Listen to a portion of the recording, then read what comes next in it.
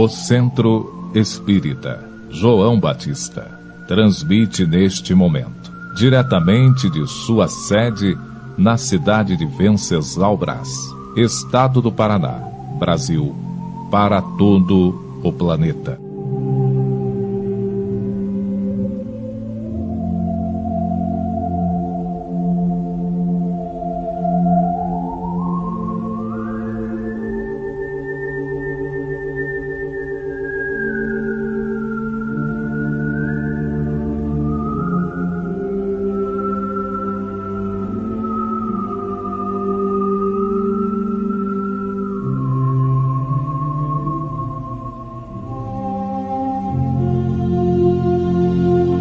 Nos unimos a todos os irmãos e irmãs espalhados pela superfície da Terra e que se conectam conosco neste momento pelos nossos canais, formando a grande corrente de união fraterna.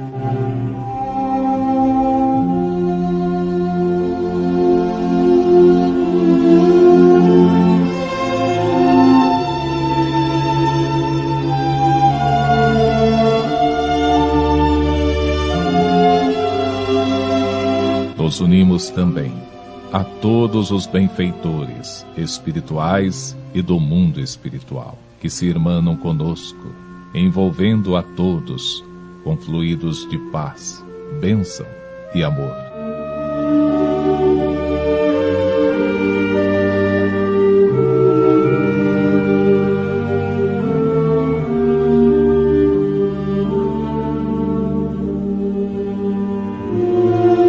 Rogamos a Jesus Cristo, nosso Mestre, Senhor e Salvador, que fique conosco, abençoe a todos neste momento, a fim de que possamos sentir a sua santa presença entre nós.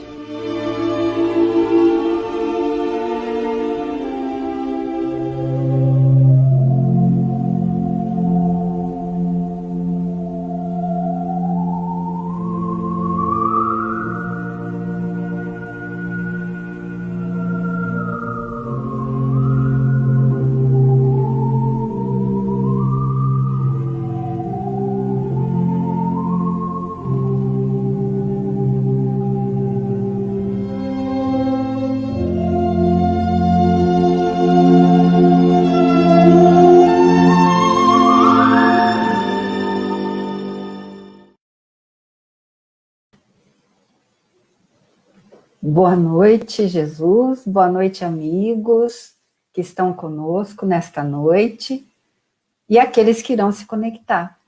E a pedido do Rony, hoje estamos recebendo com grande alegria pelos canais do Centro Espírita João Batista de Venceslau-Braz, Telmo Flores, trabalhador do Centro João Guignoni de Campo Largo e também trabalhador do Movimento Espírita Paranaense. Hoje o Telmo nos trará o tema Ser ou Estar, com reflexões sobre o que é essencial em nossas vidas e em nossas conquistas, e o que é ilusório. Boa noite, Telmo. Boa noite, Andréia. É uma alegria estar com vocês aí. Minha gratidão ao pessoal do João Batista, né, pelo convite, e que em breve possamos estar presencial, né? Por enquanto temos que usar a tecnologia, mas em breve voltaremos às atividades presenciais e aos abraços efetivos. É um prazer estar com vocês. Com certeza. Obrigado pela sua presença, obrigado por todos que estão nos acompanhando. E nós vamos iniciar, então, com uma prece, e eu gostaria que os nossos amigos, todos nós pudéssemos, em uníssono, elevar os nossos pensamentos, pedindo a Jesus que possamos, diante dessa mensagem da noite, abrir a nossa mente, o nosso entendimento, e que possamos conseguir argumentos para nos vencer, para encontrarmos conosco mesmo e com essa felicidade espiritual que tanto desejamos. Esperamos, Jesus, na tua presença, muita paz, muito equilíbrio que os amigos espirituais, nesse momento, possam visitar cada lar, levando o equilíbrio necessário para esse momento que a humanidade passa. Estamos todos unidos em pensamento em Jesus, e que isso nos fortaleça. A palavra é sua, Théo. Muito obrigado, Andréia. Vamos à tarefa. Muito prazer estar com vocês. Boa noite a todos. Obrigado pela presença virtual aí. E o tema proposto, ser ou estar. A gente refletir um pouquinho a respeito do que é verdadeiro e real em nossas vidas, do que são conquistas que já possuímos ou daquilo que ainda nos falta possuir. E eu começo aí com uma frase de Shakespeare no diálogo de Hamlet: ser ou não ser, eis a questão. Hamlet estabelece um diálogo interno para decidir se vingava ou não a morte do pai. Nós temos os nossos diálogos internos para a tomada de decisão. E eles são mais intensos e mais conflitivos até na tomada de atitude, quando ficamos balançando para que lado vamos, é porque ainda não temos as conquistas necessárias para definir automaticamente. Um dia chegaremos a estas conquistas aonde não precisaremos estabelecer esses diálogos internos para saber qual é a melhor atitude. Porque nós teremos impregnadas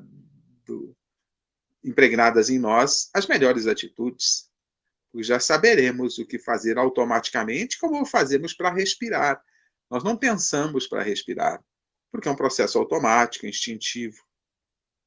Mas as atitudes, para quem já fez as conquistas efetivas, as decisões, as melhores atitudes, elas sairão à medida que nós vamos amadurecendo, né? Então, temos que manter esse diálogo interno ainda, enquanto nós não estabelecemos em nós o que é correto efetivamente, sem precisar pensar, e aquilo que não é correto.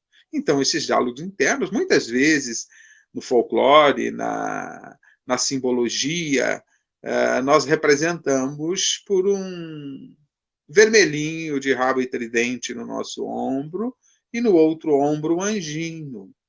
São os nossos, tá? É uma representação simbológica, né?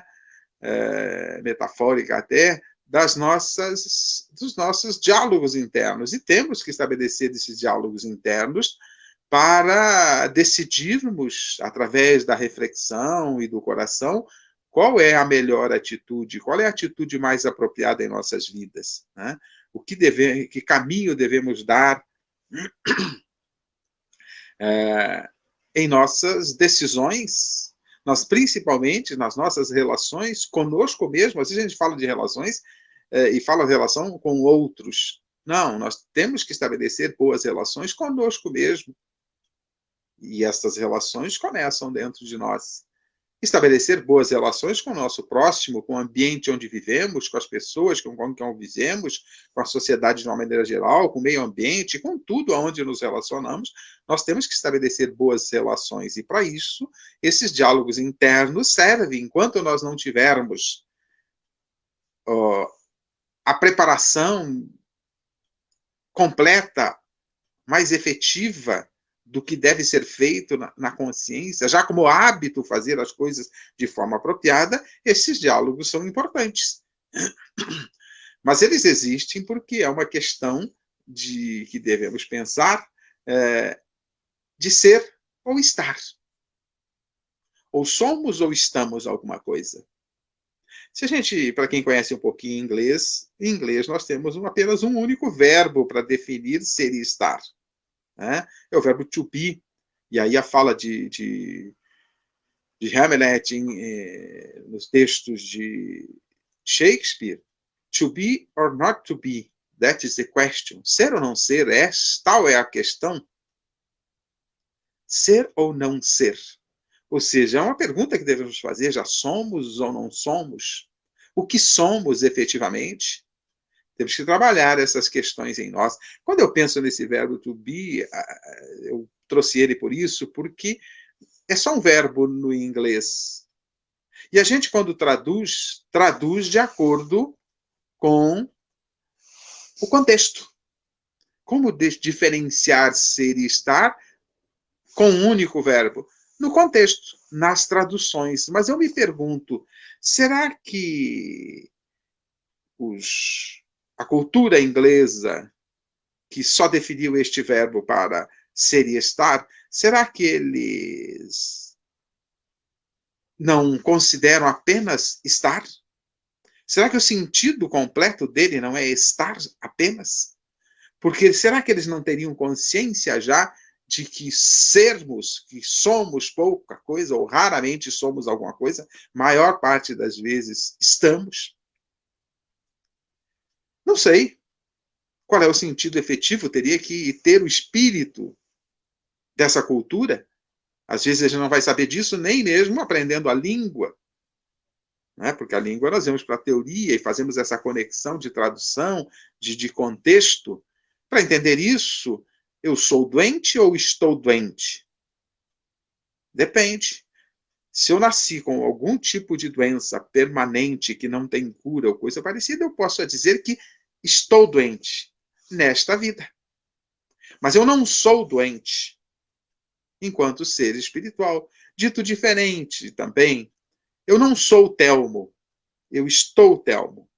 Porque ao morrer, ao desencarnar, provavelmente eu deixo esse nome para lá e adote talvez um outro nome e outro entendimento. E as nossas identidades no mundo espiritual, nos mostram os espíritos, são muito mais pela nossa identidade de vibração, pela nossa energia, nós nos identificamos, nos comunicamos e assim por diante. Quanto mais evoluído, mais somos identificados pela energia. Porque é aquilo que verdadeiramente temos em nós.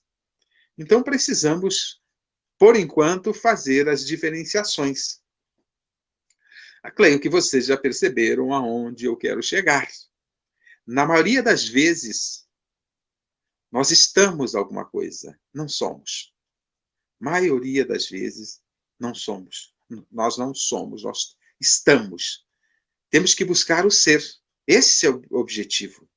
É buscar sermos perfeitos, como propõe Jesus. Mas para compor esta perfeição, nós precisamos de sermos uma série de coisas, ou questões, ou atitudes, ou virtudes, que compõem a perfeição. Então nós precisamos sair do ser para o ter. Sair do ser para o estar. Estarmos perfeitos, estarmos virtuosos. E não apenas sermos. Ser é temporário. Enquanto estamos nessa vida, precisamos, invertir a ordem das coisas. Precisamos ser e não estar. Estar é temporário. Estar alguma coisa. Eu estou doente, eu estou Telmo, eu estou José, eu estou Maria, e assim por diante. Nós precisamos ser. Ser alguma coisa. E o que nós somos já? O que nós já somos? Que é incontestável. Aquilo que nós somos, efetivamente, foi dádiva do Criador. Nós somos espíritos. Isso é presente de Deus. Isso é obra da criação, faz parte da criação divina. Então, todos nós somos espíritos, que estamos ocupando, enquanto encarnados, um corpo físico. Então, estamos no corpo físico, não somos o corpo físico, já começa por aí. Nós somos o ser pensante. Como nos propõe e discute bastante, trava um verdadeiro tratado sobre essa questão, Allan Kardec, na obra Espírita, vai nos trazer que nós não podemos ser este corpo físico porque a matéria não pensa. A matéria não tem sentimentos. A matéria não sente. A matéria não tem emoções. A matéria recebe as emoções do ser que a habita, o espírito. Então, nós somos espíritos. E este ser, ele é o ser criado por Deus. É nesta condição de espíritos que somos filhos de Deus, quando Jesus nos diz que Deus é Pai do espírito. O corpo físico faz parte da matéria, é um arranjo temporário que a natureza oferece para transitarmos nesse mundo. Podemos dizer que é um uniforme nessa escola, que é um escafandro para mergulharmos neste mundo denso, e assim por diante. Mas nós temos um corpo, não somos o corpo. E isto não é conquista nossa, isso é obra divina, é concessão divina. Mas também somos seres imortal ou imortais, porque se não fôssemos imortais, nada teria sentido na vida, tudo acabaria com a morte. Então, realmente, não teria sentido nenhum ser alguma coisa, porque tudo se acabaria, e nem seríamos, porque tudo se acabaria. Então, precisamos ter a consciência de que somos seres imortais. Todos aqueles que são espiritualistas, via de regra, entendem-se seres imortais. Mas se entendemos que somos seres imortais, temos que fazer as conquistas da imortalidade. Primeiramente, a consciência de que somos imortais e vivermos como seres imortais. Normalmente, nós até pensamos e entendemos que somos imortais, como uma dádiva divina, mas não temos uma convicção bem instalada e, mesmo entendendo que somos, que tem uma grande chance de sermos imortais, vivemos como mortais, porque a condição no mundo físico é mais palpável para nós. Mas se estabelecermos uma reflexão pela razão, analisarmos com mais profundidade a nossa situação de seres espirituais, nós temos que ser imortais, porque senão não há futuro. E Jesus nos convida à perfeição, nos diz que nenhuma das suas ovelhas se perderá. Portanto, se vamos nos exterminar, acabar, deixar de existir, é o nada, o futuro, não tem nenhum sentido buscar a perfeição, não tem nenhum sentido buscar amar, como diz Victor Hugo, numa bela passagem falando sobre a vida e a morte. Victor Hugo vai dizer que o ser amante exige o ser imortal. Sem a imortalidade, amar seria um tormento. Por quê? Porque sem imortalidade é para nunca mais. Ao morrer, acabou. E acabou, perdemos. E muitas vezes a gente diz perdemos, ninguém perde o que não tem. Mas dizemos perdemos quando partiu um ente querido, e é para nunca mais, seria perder. Então a imortalidade é a base que temos proveniente da misericórdia, da bondade ou do projeto divino para os seus filhos, que eles sejam imortais e possam conquistar a perfeição. Possam caminhar na direção de suas conquistas. Essa é a meta divina para seus filhos imortais.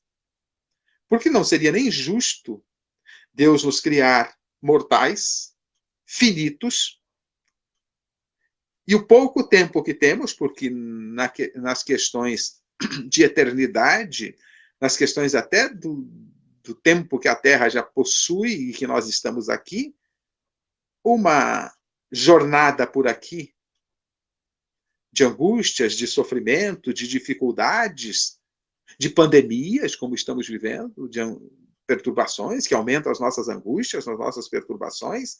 Não seria justo Deus nos colocar aqui, seus filhos, um pai que ama, para depois o nada, o fim. Para que tanto sacrifício? Então, se ele nos ama e seria o fim após a morte, deixaríamos de existir completamente? Não seria, sendo um pai bom, não seria legal e justo que ele nos desse uma vida de alegrias, de felicidade? Porque ela é pouca, ela é curta. E aqueles que mal nascem e desencarnam? Qual seria a condição? Acabou? Só vieram aqui fazer uma passagem, passar 9 meses no ventre materno e depois, logo em seguida, deixarem de existir? não tem sentido. Então, nós somos, por dádiva divina, espíritos imortais. A imortalidade, eu costumo dizer, é o alicerce aonde podemos edificar o nosso futuro. Não há futuro sem imortalidade. Espíritos imortais não é conquista nossa, é dádiva divina.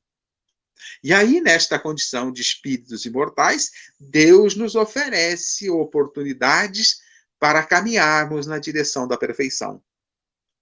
E nos coloca na escola terra, para aprendermos a adquirir os atributos da perfeição. Quais seriam estes atributos? Adquirirmos as virtudes que compõem a perfeição. O ser perfeito é paciente, é tolerante, é amorável, é indulgente, é fraternal, é benevolente e assim por diante. É isso que temos que conquistar. E se analisarmos essas virtudes todas, nós as encontramos em Jesus. Jesus as apresentou todas na sua vivência entre nós. E principalmente, uma das mais difíceis que consideramos das virtudes é o perdão. E ele, na sua condição de agonia, pregado na cruz por nossa intolerância, já desencarnando, pede pelos seus algozes: Pai, perdoa-os, não sabem o que fazem. Então, Jesus é o ser mais perfeito que Deus colocou na Terra para servir de modelo e guia, para nós termos para onde olhar e saber para onde caminhar. Porque compreender e entender na sua essência o Criador não nos é permitido. Seria um absurdo que o incomensurável coubesse numa medida que somos nós, limitada. Então, é importante que a gente tenha uma referência para caminhar na direção da perfeição. Mas Jesus não só exemplificou, ele deixou as suas lições e aqueles que deveriam propagar as suas lições para que nós atingíssemos essa perfeição, para que nós conquistássemos as virtudes. Eu costumo dizer que essas virtudes são os ingredientes que compõem o bolo amor. E o seu evangelho, não estou muito longe desta verdade, de que isto seja verdade, porque o seu evangelho nos propõe tudo que o evangelho de Jesus tem, resume-se na receita para aprendermos a amar, para o exercício do amor. E como todas as matérias, se pensarmos nas nossas universidades, nas nossas escolas, elas são compostas de pequenas lições que integram um conjunto de conhecimento, seja física, seja química, seja engenharia, não importa. E Jesus nos trouxe as orientações das pequenas lições que devem, pequenas no sentido de divisão do amor, divisão das virtudes, do amor em virtudes.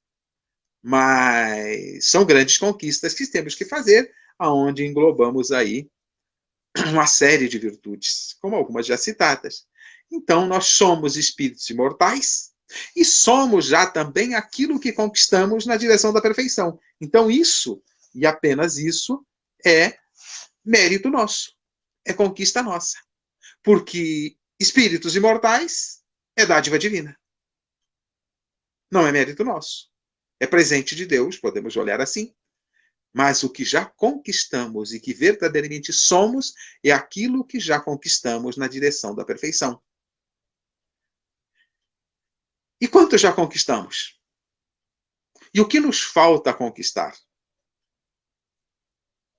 Se você pegou um copo d'água, por exemplo, vou usar um aqui, que ele está na metade, eu já usei a metade da água, falta conquistar o restante da água.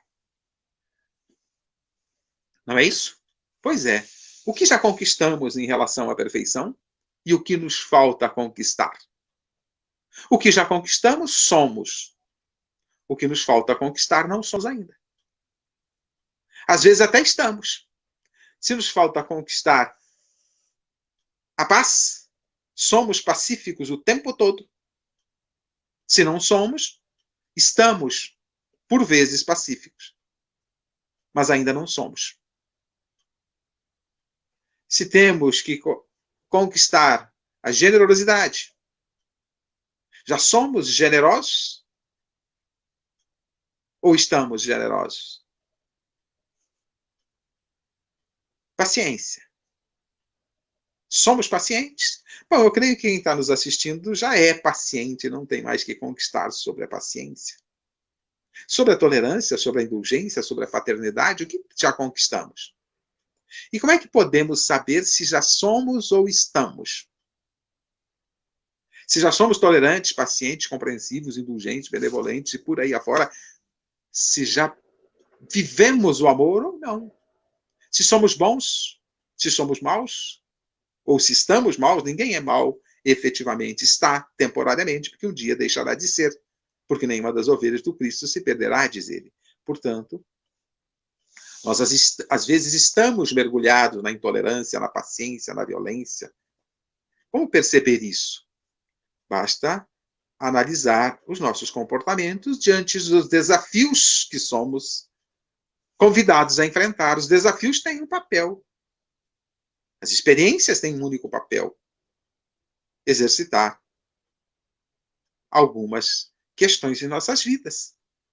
Se a experiência exige paciência, e agora estamos tendo que exercitar a paciência, porque estamos tendo que enfrentar uma situação diferente em nossas vidas em função da pandemia, andarmos de máscara, tomarmos mais cuidados ainda com a higiene, porque imagino que todos nós tenhamos cuidados com a higiene, né?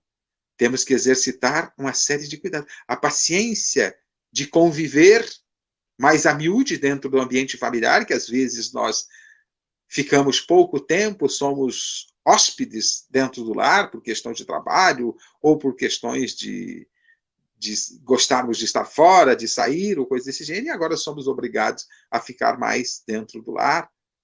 Isso é um convite à paciência, a enfrentar a compreensão, a nos enfrentarmos com aqueles que estão conosco no ambiente familiar. É um convite a olharmos como nos comportamos diante disso, a enfrentarmos os desafios que a vida apresenta, o fato de estarmos, vou usar uma expressão simbólica, prisioneiros domésticos. Como é que estamos enfrentando isto? Com compreensão? Conscientes? Ou isto está gerando angústia? É bem provável que esteja gerando angústia, porque não é o que queremos. Mas não é o que queremos, mas talvez seja para o nosso próprio crescimento, das conquistas de sermos, seja necessário. Porque se não for necessário, eu tenho que entender que Deus erra. Permite coisas inúteis em nossas vidas? Não. Tudo que ocorre em nossas vidas tem um propósito. O nosso crescimento, o nosso aprendizado. Eu tenho dito com frequência que devemos olhar para cada vírgula, cada experiência das nossas vidas e perguntar para elas: que preciso aprender com isso? Não tem outra finalidade no meu entendimento. E eu creio que é isso que a doutrina espírita nos mostra com maiores detalhes. Olhar para as experiências e perguntar o que aprender. Tudo é lição, tudo é aprendizado. São convites ao nosso próprio crescimento. Então, nós devemos nos perguntar: o que a vida está me convidando? Se ela está me convidando à paciência, porque eu ainda não sou paciente. Se ela está me convidando à tolerância, à fraternidade, se ela está me convidando, e nessa pandemia, um dos pontos fundamentais que eu tenho observado, a vida está nos convidando a valorizar a liberdade. Porque se somos prisioneiros dentro de casa, que seja, que não é ruim estar dentro de casa, e não deve ser, mas também temos que ter outras atividades, temos que ter a liberdade de estar e não estar dentro de casa, de acordo com as nossas necessidades de ir e vir. Mas não estamos com toda essa liberdade. Então temos que valorizar a liberdade. Muitas vezes flertamos com a perda da liberdade.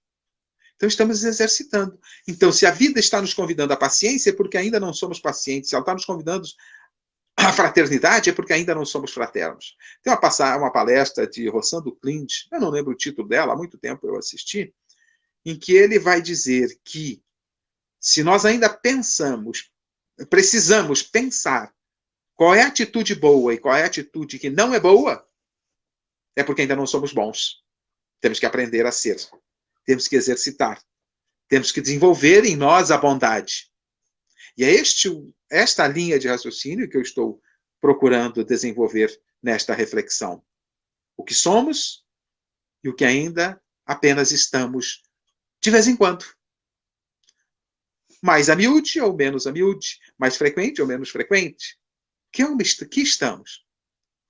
E um grande exercício nesta pandemia, em função de que muita gente aumentou o número de pessoas na miséria, na dificuldade, no sofrimento, principalmente na carência dos recursos materiais, um convite a sermos caridosos.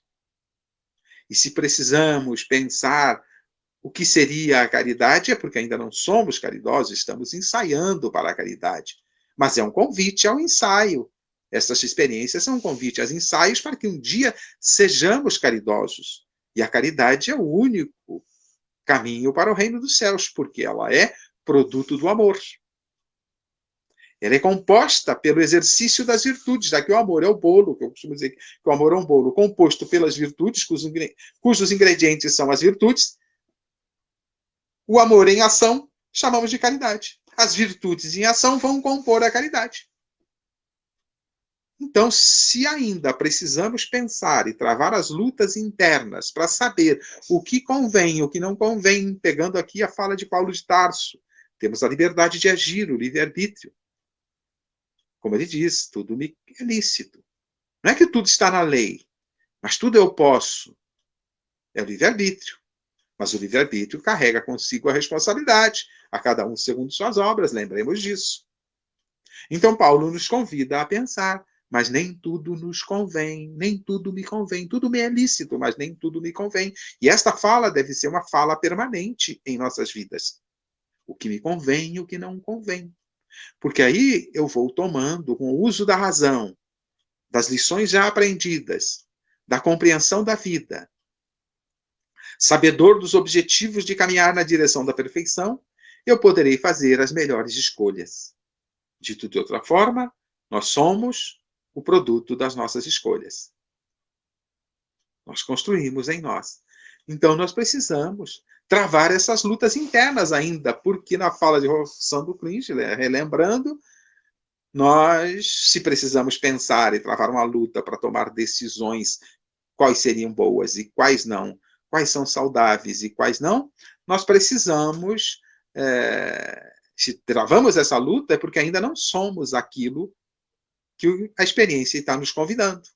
Se a experiência nos convidou tolerância com alguém, por alguma perturbação de alguém, uma paciência com alguém, e nós precisamos decidir, sou paciente ou não, revido ou não revido, devolvo ou não devolvo. A atitude equivocada, perturbada de alguém para comigo, é porque eu ainda não sou paciente, não sou tolerante. Eu ainda não sei perdoar. Eu ainda não amo.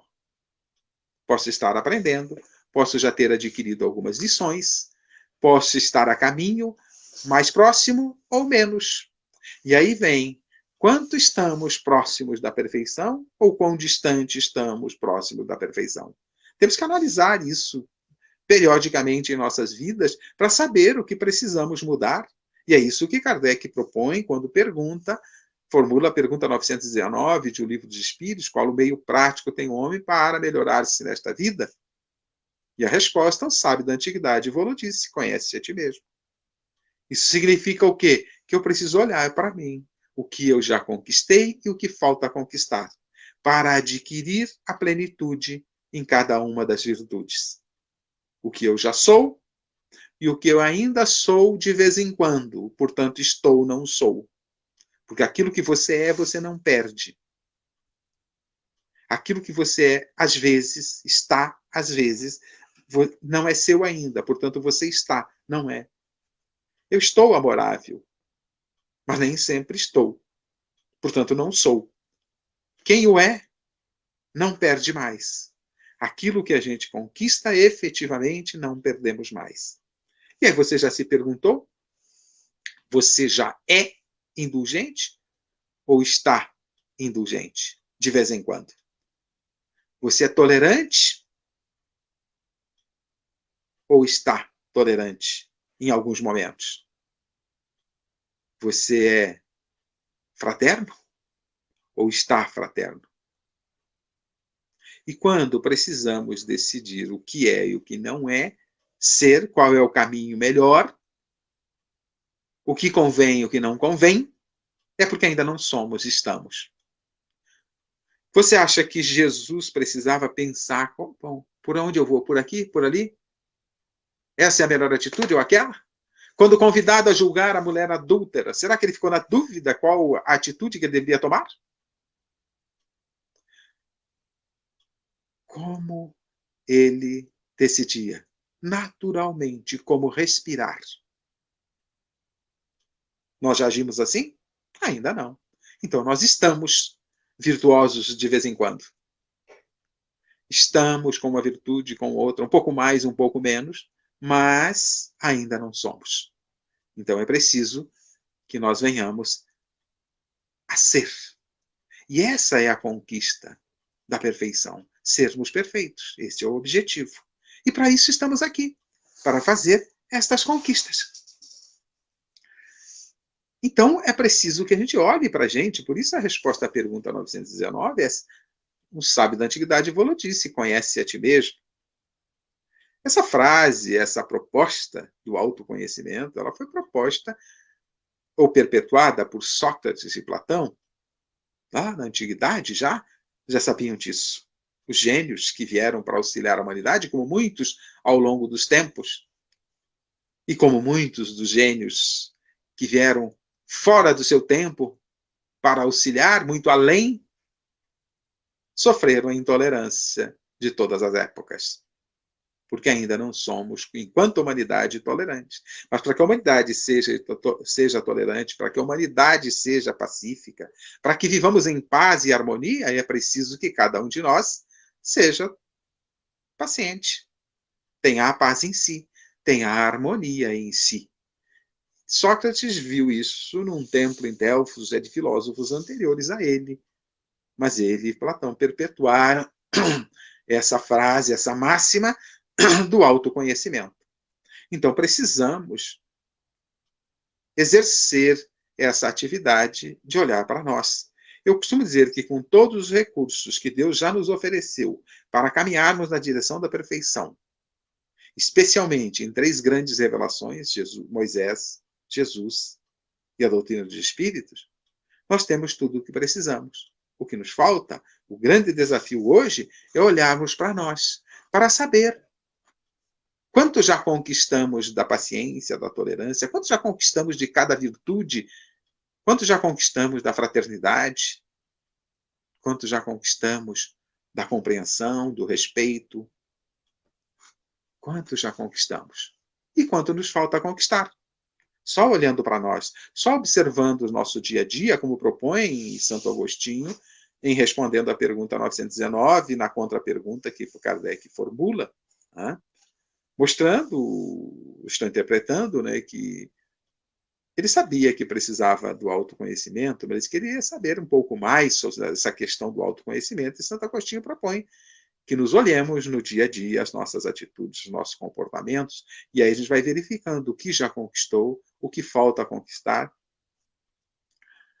O copo, ou a vasilha, de cada virtude que vamos conquistando e colocando gota a gota, até que o copo esteja cheio de cada uma das virtudes, a quantas anda cada uma delas? E só isso só é possível descobrirmos se analisarmos 2 coisas: o nosso comportamento, a nossa atitude no dia a dia, as nossas ações, mas também analisarmos aquilo que a vida nos convida. Porque a vida não convida nada que não seja necessário o nosso aprendizado. Então, cada experiência nos convida, enquanto indivíduos e enquanto humanidade. Enquanto humanidade, estamos sendo convidados a uma série de lições mais gerais através da pandemia. através das experiências coletivas, somos convidados a aprendizado, mas também somos convidados no dia a dia com as experiências individuais ou de pequenas coletividades como a família. Ali estão as lições que precisamos. Então, olhando as lições, nós sabemos o que nos falta conquistar. Olhando também para nós, o que eu preciso de luta interna entre o vermelhinho e o anjinho, o diabinho e o anjinho, na simbologia popular, que luta eu preciso travar? Eu só serei a perfeição, só terei todas as conquistas quando eu tirar o vermelhinho do meu ombro e ficar só com as decisões propostas pelo anjinho simbolicamente. É a luta que travamos na nossa consciência. Que anjinho é este? E que diabinho é este? Pode ser os nossos mentores espirituais nos tentando encaminhar, pode ser os nossos obsessores tentando nos desencaminhar, mas também eles estão representados em nós, nos nossos próprios conflitos internos, né? Nas nossas mazelas internas. Este anjinho, esse diabinho, são as nossas representatividades daquilo que falta conquistar e daquilo que já conquistamos. Se já somos mais pacientes, tolerantes, compreensivos, o anjinho falará mais ao nosso ouvido. Já temos as conquistas efetuadas. Então, como é que andam as nossas conquistas? A quem estamos dando ouvido em nossas vidas? Que decisões estamos tomando? Sonhamos com um mundo de paz, sem corrupção, menos violência, menos criminalidade, que está, principalmente no Brasil, bastante acentuado, aumentou um pouco com esta pandemia, principalmente no ambiente familiar, o feminicídio, a pedofilia. Se estamos vivendo assim, é porque nós, ainda seres humanos, estamos assim, estamos contaminados ainda. Então, essa luta interna, ela está menos acirrada quanto mais nós estamos dando ouvidos ao nosso lado positivo, às nossas conquistas. E essa luta interna, então, ela se trava no ambiente da consciência. O que já temos conquistado em nossa consciência? Pergunta 621 do Livro dos Espíritos, Kardec pergunta aos imortais: onde está escrita a lei de Deus? Aonde grafamos a lei de Deus? Na consciência. Então, nós vamos colocando aquilo que vamos aprendendo da lei na consciência. E tomamos a decisão baseado nisso. Então, o anjinho e o diabinho, simbolicamente, eles representam o anjinho, aquilo que já temos na nossa consciência da necessidade da lei estabelecida, e o diabinho é o ouvido que não damos a essa lei, porque ela já está lá. Os recursos já estão ali. Dizer que nós não temos a lei divina em nossa consciência, e primeiro, que nós temos a centelha divina em nós que fala através da nossa consciência.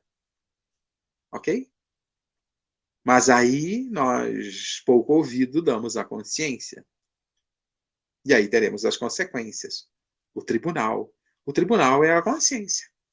É a consciência que vai nos cobrar. Isso basta analisarmos uma série de obras espíritas, principalmente dos seres que chegam ao plano espiritual e se deparam com a sua consciência alargada e percebem as besteiras que fizeram ou as coisas boas que fizeram. Então, precisamos depurar a nossa consciência, estabelecer a lei dentro dessa consciência e agir de acordo com a lei, mas de uma forma automática, não de uma forma mecânica, conflitiva, de estabelecer uma guerra dentro de nós. E falando de estabelecer essa guerra dentro de nós, o próprio Cristo nos diz que não veio trazer a paz à terra. Não, veio trazer a espada. A espada para quê? Para travarmos a luta contra as nossas imperfeições. Não é a espada física de massacrar ou matar alguém. É a espada das lições do bem para matarmos as nossas imperfeições, as lições da verdade divina, da verdade da lei divina, para travarmos uma luta contra as nossas carências nessa área. Então, o Cristo nos trouxe as lições definitivas, mas Deus sempre nos mandou as lições. Em todas as épocas da humanidade, Ele nos ofertou as lições necessárias para o nosso progresso, para o nosso crescimento, para caminhar na direção da perfeição. Nos matricula na escola, como filhos que o somos, e Ele, Pai amoroso e bom que é, oferece os recursos a seus filhos. E entendo que até por isso que Jesus diz que Deus é Pai. Podemos entender que Ele é Pai porque é o Criador, mas para nós eu entendo que Ele seja Pai, porque como Pai oferece os recursos necessários para o progresso de seus filhos, como nós, os pais. É algo que nós conhecemos, por isso Jesus trazia as lições a partir de um ponto conhecido para um próximo patamar. A condição de paternidade, a relação entre pais e filhos, nós conhecemos. Os pais oferecem os recursos para o progresso de seus filhos, com algumas exceções, é claro, e com nossas imperfeições até. Deus não. Deus é Pai e oferece os recursos para os seus filhos da forma perfeita e necessária, sem tirar uma vírgula nem pôr. Porque se tiver alguma coisa em nossas vidas que não faz parte das nossas necessidades, Deus errou. Ele não erra. Muitas vezes a gente ouve as pessoas dizerem, adolescência principalmente, estou na família errada, no lar errado, com os pais errados, na cidade errada, no país errado. Então Deus errou. Porque Ele nos colocou aqui. Não, Deus não erra, estamos aonde precisamos. Mas Ele não nos coloca aqui nessa escola sem o auxílio. Ele nos manda periodicamente os professores trazerem as lições. Nos coloca no ambiente social, principalmente na família, para convivermos e estabelecermos a para das arestas e aprendizado das virtudes. Então, temos um ambiente familiar para isso. Mas ele nos manda os professores para nos mostrar, principalmente, além de falar das lições, viver as lições, mostrando o que é possível fazer. Porque muitas vezes a gente olha para alguma lição de Jesus e diz, nossa, isso é difícil. Né? Mas ele mostrou que não, que é possível fazer. Muitos dos seus seguidores depois, seus discípulos, depois virados os apóstolos, eles viveram aquilo que Jesus propôs. Então é possível. Quando você pega uma Madre Teresa de Calcutá vivendo as dificuldades que ela viveu e cuidando do próximo, é possível. Quando vemos o irmão Dulce fazendo algo semelhante, quando vemos um Chico Xavier, nós percebemos que é possível. São esses seres que Deus nos manda para nos orientar. Porque se a gente ficasse só com a sala de aula lá e a escola na sociedade de uma maneira geral, sem os professores especiais, a gente não avançaria. Porque acharia que não era possível. Acharia que era normal viver da forma que vivemos. É normal. Como muita gente, às vezes, a gente ouve das pessoas que estão na miséria, é normal, meu pai era miserável, minha mãe é miserável, meu avô era miserável, então é normal. Na minha casta, é normal. Não é normal. São situações passageiras e para que elas sejam passageiras é preciso que a gente lute contra essa situação e vá em busca de situação melhor. Para que a gente saia do nosso marasmo de conflitos e perturbações, é preciso que a gente lute contra as nossas imperfeições. Os recursos Deus está nos mandando. E aí temos que exercitar. E aonde os principais exercícios disso tudo? No ambiente familiar. O lar estão ali os principais exercícios. Eu costumo dizer que o lar é a sala de aula e o laboratório para as primeiras práticas de cada lição. É a sala de aula onde aprendemos as lições pelo processo educativo, pelas orientações que recebemos, sejam orientações daqueles que estão no nosso meio, que estão com a responsabilidade de orientar, como os pais, por exemplo, no papel de pais, mas também as lições que obtemos nas filosofias religiosas que adotamos. Então, temos ali um processo educativo. E quem está em educação dentro do lar? Os filhos também. Os pais, todos envolvidos numa sociedade, estão num processo educativo naquela sociedade, com algumas lições aprendidas, auxiliando com aquilo que já sabem e aprendendo aquilo que não sabem ainda. E exercitando, porque não há aprendizado que se consolide sem o exercício. E só o exercício vai transformar o aprendizado em hábito. Eu costumo comparar com a tabuada. Você aprendeu a tabuada no primeiro dia de aula, nas primeiras lições, ou você aprendeu depois que exercitou bastante? E depois que você exercitou e aprendeu, você não esquece mais. Você faz automaticamente. Você já aprendeu a tabuada, né, Já aprenderam, né, meus amigos que estão me assistindo? Claro. Claro, às vezes a gente dá uma desleixadazinha pela falta de prática, porque acaba não exercitando. Então, todas as lições que vamos aprendendo, é preciso que coloquemos em prática, para que vire hábito. Virar hábito é fazermos automaticamente, naturalmente, sem nos perturbarmos, sem travar conflito interno, sem ficar naquele conflito, ser ou não ser. Eis a questão. É preciso que vire hábito para que praticar as lições que compõem o amor, para vivermos de forma amorável, é preciso que vire hábito, de forma natural, que eu não precise pensar, que eu não precise pensar o que convém e o que não convém, porque eu sei o que convém. Quando eu chego nesse patamar, eu sou perfeito. E nós, que estamos nesta reflexão, já somos ou estamos com algumas conquistas parciais? Então, estamos temporariamente com alguns requisitos da perfeição, com alguns ingredientes da perfeição, mas de vez em quando escorregamos e fazemos o que não convém. Então, devemos pensar, para exercitar e criar hábitos, devemos travar essa luta interna, utilizando o instrumento que Jesus nos trouxe, o que convém e o que não nos convém. Façamos isso diariamente, como propõe Santo Agostinho, em resposta à pergunta 919 do Livro dos Espíritos. Fazer um balanço diário dos nossos atos para ver o que fizemos que ainda precisamos corrigir e o que já fazemos e precisamos manter, e assim por diante. Essa é a proposta, esta é a finalidade, para que um dia sejamos seres perfeitos, para que um dia sejamos, agregando com aquilo que Deus já nos ofereceu, sejamos espíritos imortais perfeitos, para que tenhamos conquistado a angelitude. E só olhando o que já conquistamos e o que falta conquistar é que nós vamos chegar lá. Porque sabendo o que falta conquistar, nós vamos à luta. É isso que devemos nos perguntar. O que nos falta?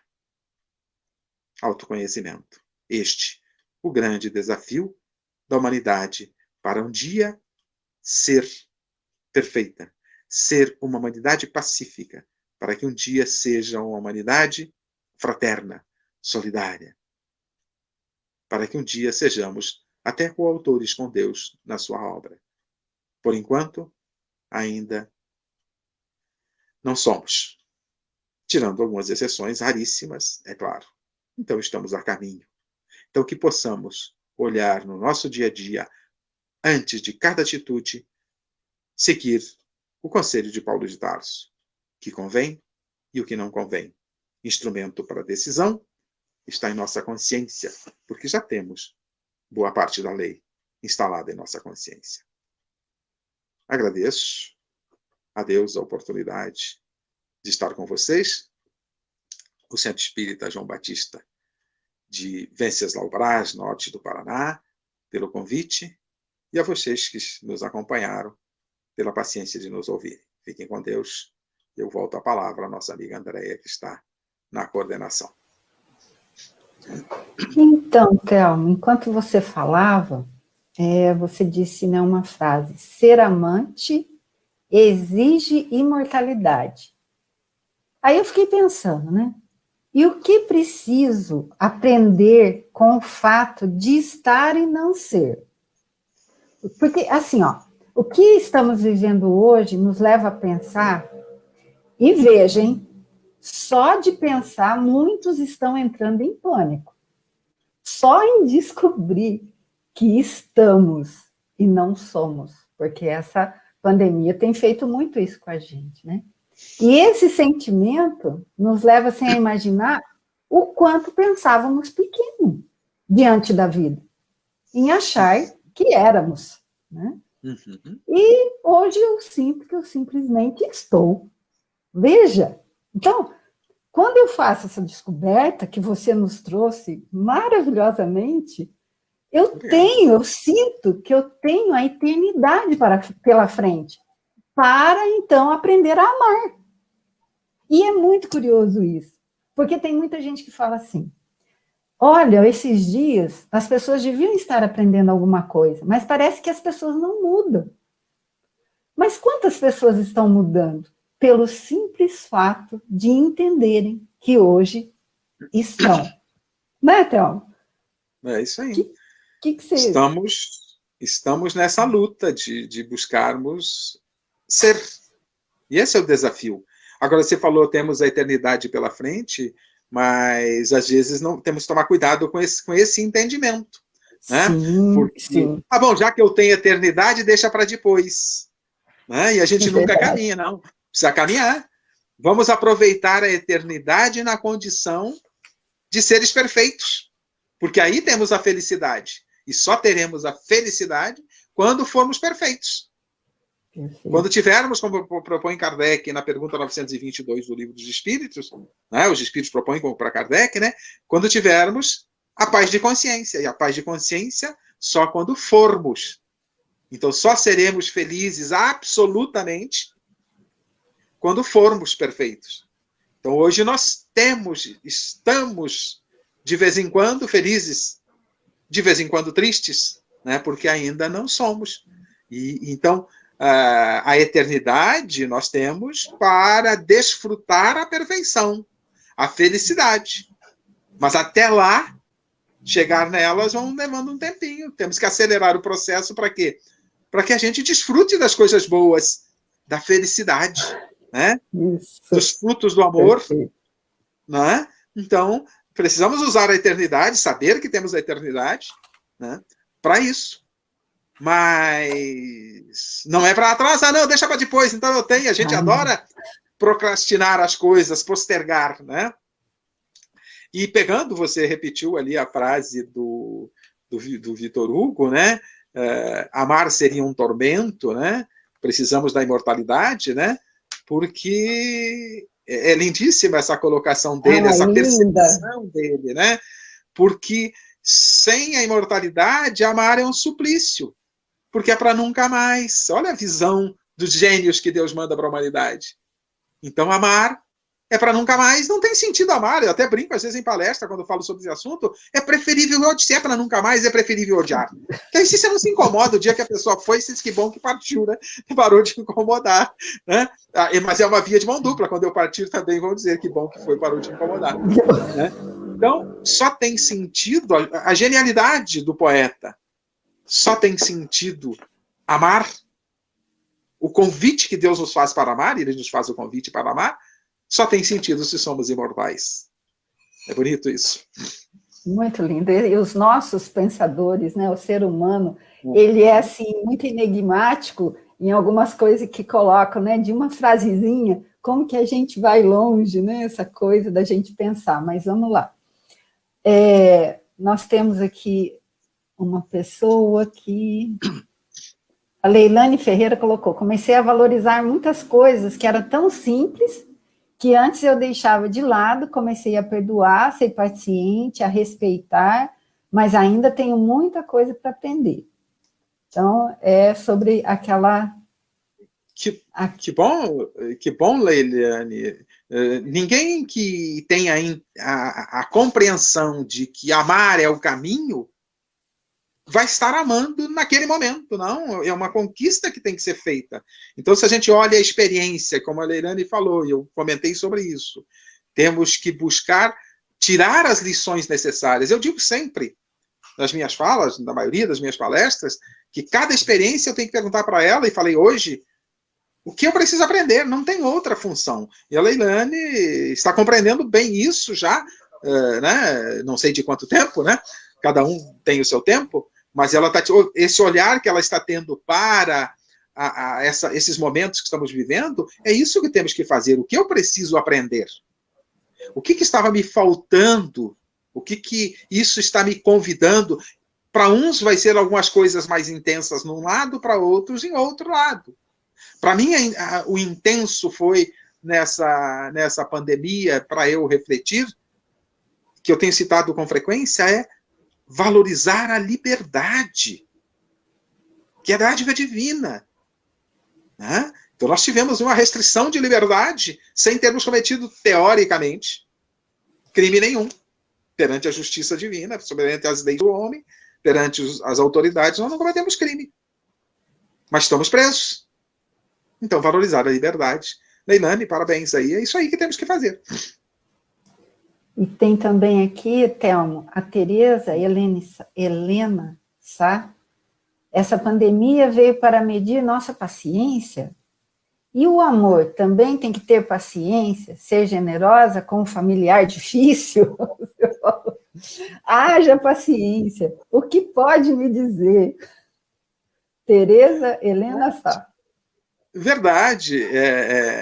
Tem tantas lições que a gente vai observar em cada situação. Umas mais fortes, umas mais intensas, outras não, em função de nós mesmos, né? Mas é exatamente isso. Muitas vezes, sem essa convivência, o ser difícil, a gente deixa ele de lado, se afasta dele, não visita, porque a pessoa é complicada, eu nem vou lá, não visita. Agora estou sentindo falta da visita, do abraço. Estou sendo forçado a conviver com aquele ser difícil dentro de casa, esposo, esposa, filho, seja quem for. Né? Mas aí entra uma questão interessante, né? E, de certa forma eu comentei. Se nós temos que exercitar paciência numa encarnação, eu cito isso com uma certa regularidade, né? Eu tenho que exercitar paciência numa encarnação. Deus me põe numa família zen, serena.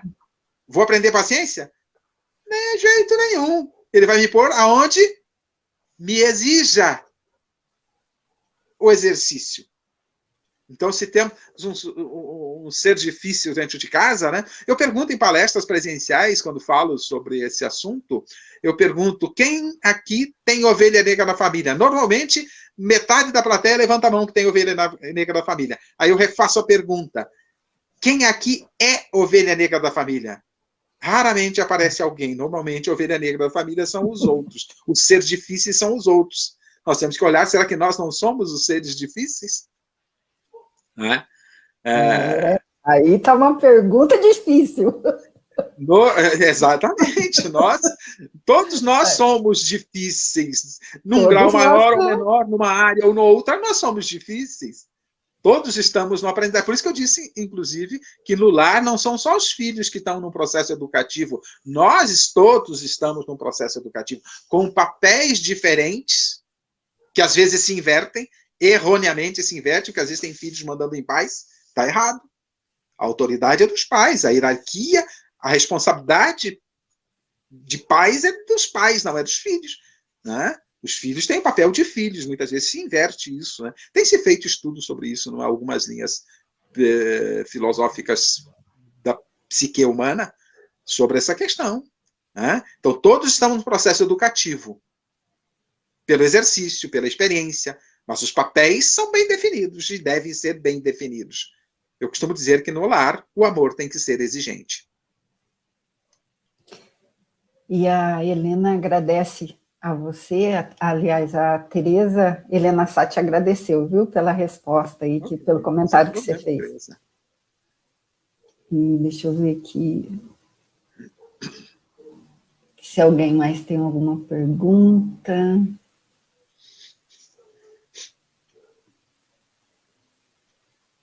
As pessoas estão agradecendo, então, a sua presença, Thelmo, e nós agradecemos também a sua presença com palavras que, com certeza, nos ajudarão no dia a dia a ter mais paciência, mais compreensão, a não apontarmos o outro como ovelha negra, dar, né? Fazer aquele exame de consciência. Vamos ver. Olhar, Andréia, mais para nós do que para os outros, né? Isso, vamos olhar mais para nós mesmos. E a proposta, né? de Santo Agostinho é essa. Né? Autoconhecimento, né? E, assim, agradeço a todos que estão com a gente, né? Aqui, Elizabeth Cruz, Chaves, eu não vou falar o nome de todo mundo, porque às vezes pula algum nome, né? E depois a gente fica assim. Mas, assim, gente, muita gratidão por vocês estarem conosco e que nós possamos, neste momento agora, nos unirmos ao Telmo em prece, agradecendo a Jesus, a espiritualidade, por estarmos aqui reunidos nessa noite, e que grande noite. Então, Telmo, por favor, você pode fazer para a gente a prece final? Claro. Vamos orar. E como já disse Andréia, agradecer deve ser sempre a tônica das nossas atitudes e relações com o nosso Pai. Agradecer a Ele por tudo e por tanto que recebemos, pelas oportunidades. Agradecer ao Mestre Jesus pelas lições trazidas há 2000 anos, mas também pela presença entre nós, quando estamos reunidos em seu nome. Agradecer aos nossos mentores, aos mentores de nossas atividades, das nossas casas religiosas, pela frequente presença entre nós, nos inspirando, nos orientando. Agradecer as pessoas que estão à nossa volta, auxiliando no nosso processo de aprendizado. São seres especiais que Deus coloca em nosso caminho para o crescimento conjunto. Sejamos sempre gratos a Deus por tudo. Mas também, como filhos e como irmãos mais novos do Mestre Jesus, devemos rogar a Deus e rogar a Jesus, querido amigo e Mestre Jesus, rogamos a Ti as Tuas bênçãos, a todos nós, aos nossos familiares, aos nossos lares, às nossas casas religiosas, a todos aqueles que perambulam pelo mundo, principalmente aqueles que não conhecem a Ti nem ao Pai e vivem dores, dificuldades, sofrimentos, principalmente nesses momentos de pandemia, aqueles que estão vivendo as doenças, as consequências da pandemia, da desencarnação de um ente querido, aqueles que estão vivendo, que estão nos hospitais por outras doenças, ou nos lares, que estão sofrendo as dificuldades, que todos eles possam encontrar em Ti, querido amigo, e na fé em nosso Pai, a força necessária para enfrentar os desafios e tirar as lições que sejam necessárias. Mas que possas, Tu, caro amigo, chegar a todos com as Tuas bênçãos, com a Tua paz, com a Tua orientação e principalmente com a Tua inspiração. E certos, querido amigo, de que atendes às nossas rogativas, te agradecemos mais uma vez e rogamos que permaneça conosco hoje e sempre. Que assim seja.